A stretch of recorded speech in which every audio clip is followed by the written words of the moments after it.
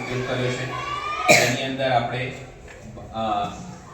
વનસ્પતિના છેદ લઈ અને આપણે એનો કોષ બનાવ્યો છે અને જેને આપણે હર્બેરિયમ પત્ર સૂચકનો ઉપયોગ કરીને સેલની અંદરથી આપણે મોબાઈલ માઇક્રોસ્કોપની અંદર એટલે ઇનોવેટિવ જે માઇક્રોસ્કોપ બનાવ્યું. પેલા માઇક્રોસ્કોપ છે પણ એ બરાબર આપણે કાર્ય કરતા નથી કારણ કે એડજસ્ટ કરવામાં તકલીફ પડે છે. આ તમે મોબાઈલ હોય તો આપણા ઘરે પણ આપણે જાતે બનાવી શકીએ. તો એ જ વસ્તુ મેં અહીંયા બતાવી છે, તમે અહીંયા જોઈ શકો છો અહીંયા વિડીયો.